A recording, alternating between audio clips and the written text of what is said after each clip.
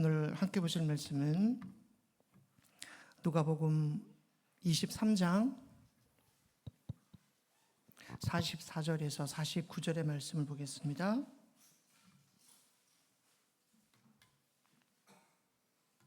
신약 페이지 수로 139페이지 누가복음 23장 44절에서 49절의 말씀입니다. 다 찾으신 줄 알고 한 절씩 교독하고 49절 말씀만 같이 합독합니다. 때가 제6시쯤 되어 해가 빛을 잃고 온 땅에 어둠이 임하여 제9시까지 계속하며 성소의 휘장이 한가운데가 찢어져 예수께서 큰 소리로 불러 이르시되 아버지 내 영혼을 아버지 손에 부탁하나이다 하고 이 말씀을 하신 후 숨지시니라. 백부장이 그된 일을 보고 하나님께 영광을 돌려 이르되 이 사람은 정녕 의인이었도다 하고 이를 구경하러 모인 무리도 그 된 일을 보고 다 가슴을 치며 돌아가고 예수를 아는 자들과 갈릴리로부터 따라온 여자들도 다 멀리 서서 이 일을 보니라. 아멘. 이 말씀은 살아계신 하나님의 말씀입니다. 아멘. 이 일을 보니라 라고 하는 말씀의 제목으로 하나님의 말씀을 함께 나누도록 하겠습니다. 2025년 4월 18일 오늘이죠. 오늘은 우리가 성금요일로 우리가 주님 앞에 예배를 드리고 있습니다. 성금요일은 부활주일 이틀 전인 금요일로 예수님께서 십자가에 당하신 고난과 또 죽음을 기념하는 날이기도 합니다. 다른 말로는 순환일 그렇게 이야기를 하죠. 우리 오래전에 방영되었던 영화 가운데 더 패션 오브 크라이스트라고 하는 영화에서 패션, 그러니까 순환, 예수님 고난 그렇게 의미를 합니다. 그런데 왜 이 날이 특별한 날일까요? 고난주간 가운데 좀 특별한 날이다라고 말을 하면 성금요일을 특별한 날이라고 말하는데 왜 이 날이 특별한 날일까? 예수님의 죽음은 단순한 고난과 죽음이 아니기 때문입니다. 그분은 자발적으로 십자가를 지셨고 그 죽음을 통해 모든 인류에게 구원의 길을 열어주셨기 때문입니다. 사랑하는 여러분, 십자가는 우리의 죄를 대신 치르신 대속의 사건입니다. 우리가 찬양의 가사를 드렸던 것처럼 주님의 십자가는 우리가 져야 할 그 영원한 형벌 가운데 죽었던 우리를 구속하신 대속의 사건입니다. 십자가는 단순한 죽음이 아닌 새 생명의 출발점이기도 합니다. 십자가 위에서 치르신 예수님의 희생으로 모든 인류가 하나님 앞에 나아갈 수 있는 길이 열렸기 때문입니다. 그리고 그 결과 우리는 더 이상 율법에 얽매이지 않고 은혜로 구원받은 자유를 누리게 되었습니다. 날마다 이 은혜를 누리시는 우리 모두가 되시기를 주님의 이름으로 축원합니다. 44절에서 45절의 말씀을 한 절씩 교독하겠습니다. 때가 제6시쯤 되어 해가 빛을 잃고 온 땅에 어둠이 임하여 제9시까지 계속하며 성소의 휘장이 한가운데가 찢어지더라. 아멘. 44절에서 45절의 말씀을 통해서 우리가 볼 수 있는 것은 예수님께서 운명하시기 전에 일어났던 두 가지의 현상을 이야기하고 있습니다. 한 가지는 낮에 해가 빛을 잃고 온 땅에 어둠이 임했다라는 사건입니다. 예수님은 우리 시간으로 오전 9시에 십자가에 못 박히시고 오후 3시에 숨을 거두시죠. 그러니까 성경에 나오는 시간과 우리의 시간은 좀 다릅니다. 우리 지난번에 배우셨던 것처럼 성경에 나오는 시간에다가 6을 더하면 돼요. 그러니까 제 6시니까 6 더하기 6은 12, 정오 12시인 거죠. 그리고 9시는 오후 3시. 그러니까 예수님이 오전 9시에 십자가에 달리시고 12시부터 오후 3시까지 이 땅에 어둠이 임했다라는 겁니다. 어떤 사람들은 이렇게 얘기를 해요. 요즘 우리의 자연현상 가운데 이게 개기일식이라는 게 있죠. 근데 시대적으로 시간적으로 보면 개기일식이 있었다라고 하는 이야기는 맞지 않는 이야기입니다. 그럼에도 많은 사람들은 그 시간에 어둠이 임한 것은 개기일식이 있었다 이렇게 이야기도 하고요. 갑자기 심한 먹구름이 몰려왔을 것이다 라고 이야기를 합니다. 아까 우리가 찬양의 가사를 드렸던 것처럼 예수님은 요한복음의 표현대로 예수님은 참 빛으로 이 땅에 오셨습니다. 태초에 하나님께서 천지를 창조하실 때에 가장 먼저 빛이 생겼듯이 새로운 창조를 위해 예수님께서 빛으로 오신 사건이 오늘 본문의 이야기, 그리고 요한복음에서 표현하고 있는 참 빛의 모습입니다. 하지만 어둠에 빠져있던 사람들은 빛을 알아보지를 못했지요. 오히려 어둠을 더 사랑했고 빛으로 오신 예수님을 십자가에 못 박았던 겁니다. 지금 우리가 살아가고 있는 이 땅은 굉장한 어둠, 이 땅에 임한 어둠은 이 땅의 영적 무지를 나타내고 있습니다. 메시아를 기다리고 있던 이스라엘 백성들이었지만 정작 하나님의 아들이 이 땅에 오셨을 때는, 참 빛이신 예수님이 이 땅에 오셨을 때는 그들은 예수님을 알아보지를 못했습니다. 잠시 그에게 열광하기도 했지만 그들의 기대와는 다른 분이라는 것을 밝혀지게 되자 그들은 등을 돌리고 말았습니다. 그들은 눈을 뜨고 있었지만 예수님을 보지 못했고 귀가 열려 있었지만 예수님의 음성을 듣지 못했다라고 하는 거예요. 사랑하는 여러분, 오늘 우리의 삶이, 오늘 우리의 모습이 이스라엘 백성들처럼 빛으로 오신 예수님을 알지 못하고 빛으로 오신 예수님의 음성에 귀를 기울이지 못하고 있는 우리의 삶은 아닌지를 돌아보았으면 좋겠습니다. 두 번째 현상은 성소의 휘장이 한가운데가 찢어진 사건입니다. 휘장은 성소와 지성소를 가르는 장막이지요. 하나님의 현존과 인간 사이를 가로막고 있었던 경계였습니다. 대제사장만이 1년에 대속죄일에 한 번 들어갈 수 있었던 곳이 지성소였습니다. 근데 성경의 기록에 보면 여러분, 지성소를 들어갈 때에도 대제사장이 그냥 들어가는 게 아니었어요. 반드시 그의 발에는 방울을 메어 달죠. 들어갔다가 죽게 되어지면, 여러분, 방울 소리가 들리지 않을 때 줄로 대제사장을 끌어내던 사건, 이것이 지성소였습니다. 그런데 성소와 지성소를 막고 있었던 휘장, 기록에 보면 휘장은 길이가 약 5m가 넘습니다. 그러니까 머리에서부터 발끝까지 이어지는 길이가 5m가 넘습니다. 폭이 약 5m가 넘어요. 그리고 두께는 15cm 정도 되어서 사람과 짐승의 손을 빌려도 그 힘으로는 찢을 수 없었고 자연적으로 찢어지는 일이란 결코 일어나지 않는 일이었습니다. 그럼 예수님께서 운명하시는 순간 성소와 지성소를 갈라놓는 휘장이 찢어졌다라고 하는 것은 무엇을 의미하고 있는 걸까요? 다른 사복음서 가운데 누가복음만 제외한 마태복음과 마가복음에서는 예수님이 운명하시고 난 이후에 휘장이 찢어졌다라고 기록을 하고 있어요. 근데 누가복음에서는 휘장이 가운데로 찢어지고 예수님이 하나님의 이름을 부르시고 나서 운명하셨다라고 기록을 하고 있습니다. 단지 어떤 시간적인 차이일 뿐 분명한 것은 공간복음서에 동일하게 기록하고 있다라는 겁니다. 성소와 지성소를 갈라놓는 휘장이 찢어졌다라고 하는 것이 의미하는 것이 뭘까요? 하나님과 나 사이에 막혀있던 장벽이 허물어졌다는 것을 의미합니다.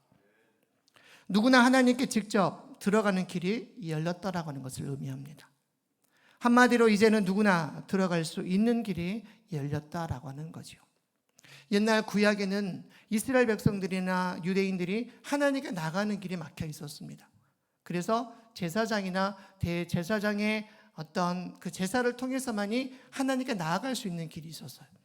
그런데 예수님의 죽으심을 통해서 이제는 우리가 하나님께 직접 나아가는 길이 열려졌다는 거죠. 이제 46절 말씀부터 49절의 말씀을 보려고 하는데요. 우리 그 전에 46절의 말씀을 먼저 같이 합독하겠습니다. 예수께서 큰 소리로 불러 이르시되 아버지, 내 영혼을 아버지 손에 부탁하나이다 하고 이 말씀을 하신 후 숨지시니라. 아멘. 예수님께서는 십자가의 모진 고통을 감내하시고 이제 마지막 숨과 힘을 모아 큰 소리로 부르짖습니다. 아버지, 내 영혼을 아버지 손에 부탁하나이다. 그리고서 예수님이 운명하셨다라고 성경은 기록을 하죠. 본문에서 좀 중요한 부분을 좀 찾아봤습니다. 다 중요하겠지만 46절 마지막 부분에 보면 내 영혼을 아버지 손에 부탁하나이다. 여러분, 부탁이라고 하는 이 단어의 의미는 맡기다, 의탁하다라고 하는 의미를 가지고 있어요. 예를 들어서 윗사람에게 우리가 부탁을 할 때 정중하게 우리는 부탁을 드리죠. 근데 이 부탁이라고 하는 단어를 하나님께 쓸 때에는 자신의 가장 소중한 것을 하나님의 보호 아래에 두는 것으로 해석할 수가 있습니다. 그러니까 나의 영혼을 누구에게? 하나님께, 아버지께, 아버지의 보호 아래 내 영혼이 있습니다라고 하는 그런 의미라고 하는 거죠. 우리가 이 세상에서 가장 소중하게 생각하고 있는 거 과연 무엇일까요? 나에게 있어 가장 소중한 거. 나에게 있어 가장 소중한 것은 내 영혼이라는 거죠. 그 영혼을 누구께? 하나님의 보호 아래 있음을 예수님이 마지막 말씀을 통해서 하시고 운명하셨던 사건임을 보게 됩니다. 지난 주간에 기도의 제목을 나누면서 우리의 삶 가운데 일어나고 있는 사건, 사고의 이야기를 드리면서 광명에서 일어났던 그 신안산선 건설 현장이 무너지고 그 이야기를 잠깐 드렸던 기억이 있습니다. 벌써 6일이 지났더라고요. 2명이 매몰이 됐는데 한 명은 16시간 만에 구출이 되고 한 사람은 죽은 시체로 발견이 됐어요. 이야기를 드리니까 어떤 분들이 저에게 오셔서 혹시 목사님네 집은 괜찮습니까? 왜냐하면 가까운 지역이다라고 생각을 하시더라고요. 저희 집하고 사고 난 지역은 좀 멀리 있긴 하지만 그 이야기를 들으면서 한 가지 감사한 것은 늘 우리의 삶이 하나님의 인도하심과 하나님의 보호하심 아래에 있다라고 하는 것을 감사하는 한 주의 삶이기도 했습니다. 우리가 고난주간 가운데 하나님께서 우리를 지키시고 우리의 삶 가운데 함께 하심을 믿고 늘 그 보호 아래 있음을 감사하는 저와 여러분들의 삶이 되었으면 좋겠습니다. 이제 47절의 말씀을 함께 합독하겠습니다. 백부장이 그 된 일을 보고 하나님께 영광을 돌려 이르되 이 사람은 정령 의인이었도다 하고 여기까지. 우리 혹시 성경 갖고 오신 분들 다 계시죠? 매일같이 화면으로 PPT가 보여지지만 우리 찬송가 혹시 147장을 한번 잠깐 펴보도록 하겠습니다. 찬송가 147장. 찬양의 제목은 거기 너 있었는가라고 하는 찬양입니다. 찬양의 가사에 보면 거기 너 있었는가 그때에 주님 그 십자가에 달릴 때, 거기 너 있었는가 그때에 주님 그 나무 위에 달릴 때, 거기 너 있었는가 그때에 해가 그 밝은 빛을 잃을 때, 거기 너 있었는가 그때에 주님 그 무덤 속에 누일 때, 거기 너 있었는가 그때에 주님 그 무덤에서 나올 때. 찬송가 147장은 작곡자와 작사자가 기록이 되어 있지 않은, 그리고 이 찬양은 흑인 영가 그렇게 이야기를 합니다. 그러니까 노예 생활 가운데에 억눌려져 있던 자들, 무의식 속에 자신들의 힘든 삶을 돌아보면서 또 말씀이 생각날 때마다 불렀던 그 찬양을 가사와 붙여서 만든 찬양의 내용이기도 합니다. 47절, 48절 그리고 49절에 보면 47절에는 예수님의 십자가 아래에서 예수님의 죽음의 현장을 목격했던 백부장이 나옵니다. 그리고 48절에서는 예수님의 죽음을 목격하고 있었던 많은 무리들 그렇게 이야기를 하고요.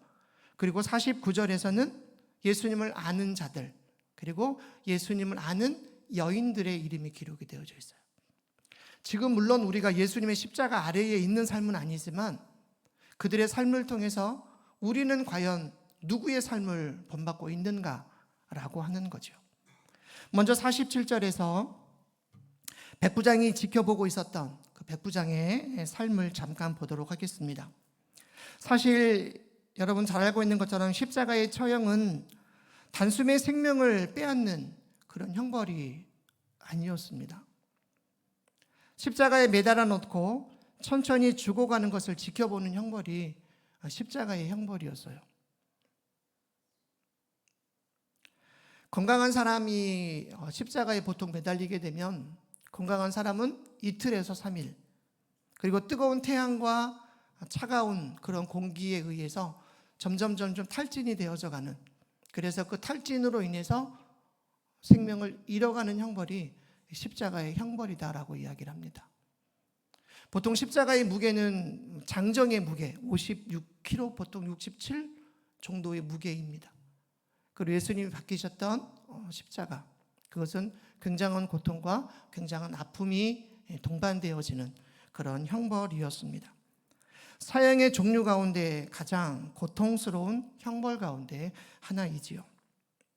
그때 예수님은 큰 소리로 기도하는 소리가 계속해서 들려옵니다. 사복음서에 기록이 되어져 있는 예수님의 십자가에서 말씀하셨던 7가지 기도의 내용, 우리는 이것을 가상칠언 그렇게 이야기를 하죠. 다 죽어가는 사람이 큰 소리로 모두 7마디의 말씀을 하십니다. 그리고 오늘 백부장은 십자가에서 운명하시기 전에 하셨던 이 7마디의 주님의 음성을 다 들은 사람이었습니다. 그리고 그가 보인 마지막 반응은 하나님께 영광을 돌려 이르되 이 사람은 정녕 의인이었도다. 예수님을 그렇게 보고 그가 의인이었도다 라고 말하고 있는 겁니다. 처음 재판이 시작될 때 백부장의 마음속에 예수님은 일개 제수의 한 사람이었습니다. 그리고 그 사람은 반드시 십자가에 처형되어야 할 사람으로 생각을 했을 겁니다. 하지만 그의 재판을 지켜본 사람으로 직접 십자가형을 집행하는 집행관으로서 여러분 백부장의 마음 가운데에는 어떤 고백이 그의 입술 가운데에 있었을 거냐 하는 거죠. 가장 진실한 고백, 그리고 그의 믿음의 고백을 담아 그는 이렇게 이야기합니다. 이 사람은 정녕 의인이었도다. 사랑하는 여러분, 오늘 이 백부장의 고백이 저와 여러분들의 고백이 되었으면 좋겠습니다. 시간상 그리고 역사상 우리는 예수님의 십자가 아래에 있는 우리의 삶은 아니지만, 찬양의 가사처럼 우리가 거기에 있는 우리의 인생은 아니지만 예수님의 죽으심을 통해 또 예수님의 고난받으심을 통해 그분이 의인이셨고 그분이 정령 죽으심을 통해서 우리를 구속하시고 우리를 구원하신 그 기쁨의 고백을 날마다 올려드리는 저와 여러분들의 삶이 되시기를 주님의 이름으로 축원합니다. 그리고 십자가 밑에 나와 날마다 주님을 바라보는, 십자가를 바라보는 복된 삶을 살아가실 수 있기를 바랍니다. 두 번째, 이제 48절의 말씀을 같이 교독하겠습니다. 이를 구경하러 모인 무리도 그 된 일을 보고 다 가슴을 치며 돌아가고, 여기에 예수님의 십자가를 구경하기 위해 모인 무리가 있습니다.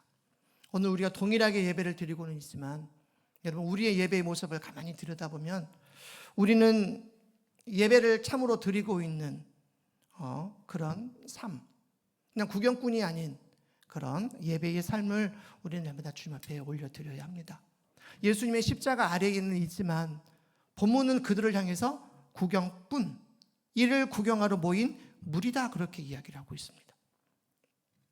그들은 참으로 변덕스러운 사람들이었습니다. 왜냐하면 예수님께서 어린 아기를 타고 예루살렘에 들어오실 때에는 그들은 겉옷을 벗어서 길에 깔고 종려나무 가지를 흔들며 그들은 호산나 다윗의 자손이여 찬송하리로다 주의 이름으로 오시는 이여라며 그들은 예수님을 환영을 했습니다. 그런데 그들이 빌라도의 뜰에서는 그들의 분노에 사로잡혀 성난 군중으로 돌변하고 말지요. 그들은 빌라도가 무죄 판결을 하려고 하자 예수님을 십자가에 못 박으라 계속해서 소리를 지릅니다.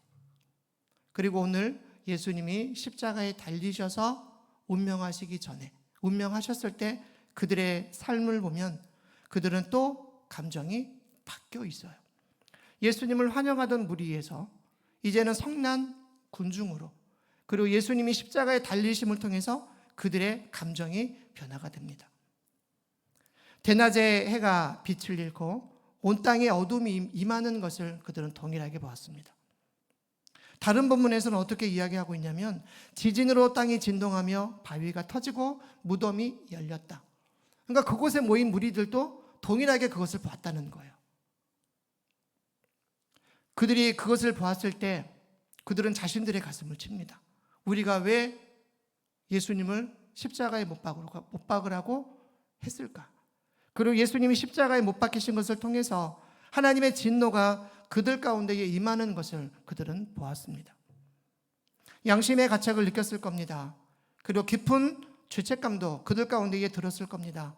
더구나 그들은 하나님의 진노가 두려웠을 겁니다.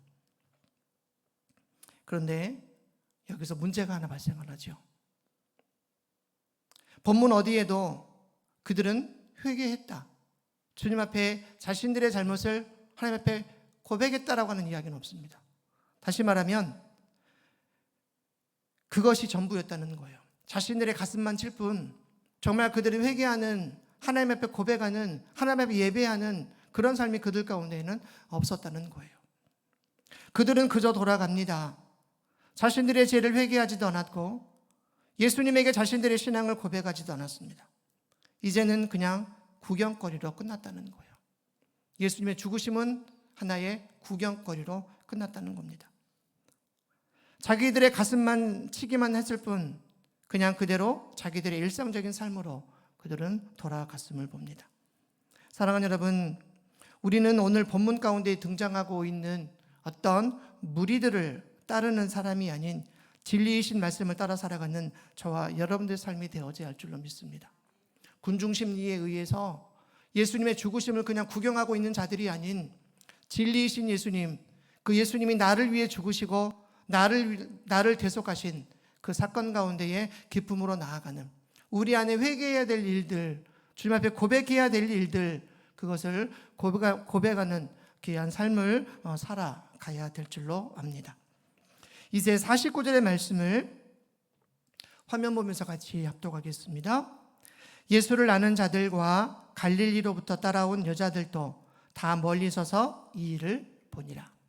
이제 마지막 예수님을 아는 자들, 그리고 갈릴리로부터 따라온 여자들에 대해서 살펴보겠습니다. 오늘 본문에 등장하는 세 번째 인물들은 예수님을 아는 사람들이었습니다. 그리고 예수님을 갈릴리로부터 따라왔던 여인들이었다라고 성경은 이야기하고 있죠.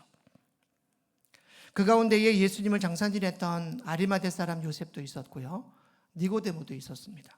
오늘 본문에는 그들의 이름이 기록되어 있지 않지만 다른 사복음서에서는 아리마대 사람 요셉과 니고데모의 이름을 기록하고 있습니다. 그리고 갈릴리로부터 따라온 여자들도 있었다라고 성경은 이야기합니다. 갈릴리에서 예루살렘까지의 거리가 대략 얼마 정도나 될까요? 많은 사람들은 약 180km로 봅니다. 그런데 우리가 알고 있는 것처럼 예루살렘은 남쪽 밑에, 저 밑에, 그리고 그 가운데에는 이스라엘의 지역, 여러분 아시죠? 맨 밑에는 예루살렘, 가운데에는 사마리아, 그리고 그 윗지방은 갈릴리, 이렇게 지형이 되어져 있어요. 그래서 대부분의 유대인들은 예루살렘에서 갈릴리를 갈 때에는 어떻게 갑니까? 요단강을 건너 우회를 합니다. 그러니까 사마리아 성을 직접 통과하지 않아요. 왜냐하면 사마리아 사람들은 아수르의 사람들과 피가 섞인 사람들이기 때문에 정통 유대인이 아니다, 피가 섞인 민족이다. 그래서 그들은 그들을 굉장히 무시를 했어요. 그래서 예루살렘에서 갈릴리를 갈 때에는 반드시 요단강을 건너 우회를 합니다.